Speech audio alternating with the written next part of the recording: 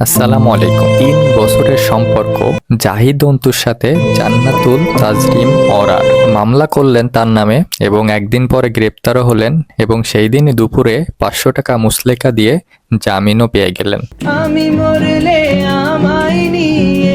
গ্রেপ্তারের পরে জাহিদ অন্তুকে নিয়ে সমালোচনার বন্যা বয়ে যায় সামাজিক যোগাযোগ মাধ্যমে এবং এরই মধ্যে অভিযুক্তকারী ওরা সামাজিক যোগাযোগ মাধ্যমে মুখ খুলেছেন এবং বলেছেন তাকে কিভাবে কি করা হয়েছে এবং কতদিন থেকে তিনি এই ভুক্তভোগী। এবং তার ভাষ্যমতে গত বছর টিএসসিতে গিটার ক্লাসের মাধ্যমে দুইজনের পরিচয় এবং এক পর্যায়ে প্রেমের সম্পর্কে উপনীত হন এবং দুজন দুজনকে মন দেওয়া নেওয়া, তারপরে গিটার শিখতে অন্তুর ব্যাচেলর বাসায় যাওয়া এবং পরবর্তীতে তাদের রিলেশনশিপ ভেঙে যায় এবং গত 27 মার্চ অন্তু তাকে আবারও বিয়ে প্লাস ফটোশ্যুটের কথা বলে প্রলোভন দেখিয়ে আবারও তার বাসায় ডাকে এবং পরে 31 মাস সন্ধ্যায় ওরা অন্তুর বাসায় যান এবং বাসায় যাওয়ার পর তার ইচ্ছার বিরুদ্ধে অন্তু বিভিন্ন স্পর্শকাতর স্থানে হাত দেন এবং বাধা দিলে অন্তু তাকে মারধর করেন। সেই চিহ্ন তিনি গণমাধ্যমকে দেখিয়েছেন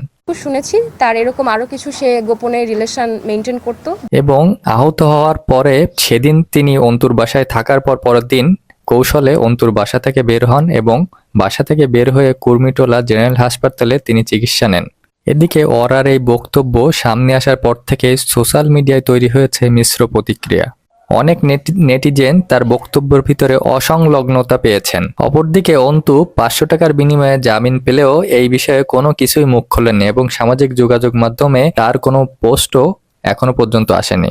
ঢাকা বিশ্ববিদ্যালয়ের ছাত্র জাহিদ অন্তু এবং ইডেন কলেজের ছাত্রী ওরা দুজনই পারত তাদের কেরিয়ার নিয়ে সুন্দরভাবে এগিয়ে যেতে এবং দুজনই পারত তারা সুন্দরভাবে জীবনযাপন করতে, কিন্তু সেদিকে না হেঁটে তারা হাঁটলো বিপরীত দিকে এবং সেই বিপরীত দিকে পথটা যে কতটা ভঙ্গুর কতটা মসৃণ সেটা বুঝলো হাড়ে হাড়েই। এটা থেকে শিক্ষণীয় অনেক কিছুই আছে আমাদের নিজেদের জীবনে এবং এমন ঘটনা প্রতিনিয়তই ঘটছে আমাদের সমাজে আমাদের আশেপাশেই। তাতে করে এই সমস্ত ঘটনা থেকে বের হয়ে আসতে হলে আমাদের নিজেদেরই সতর্ক থাকা অবশ্যই প্রয়োজন। ভিডিওটি ভালো লাগলে অবশ্যই পাশে থাকবেন এবং লাইক কমেন্ট ফলো সাবস্ক্রাইব করবেন। ধন্যবাদ।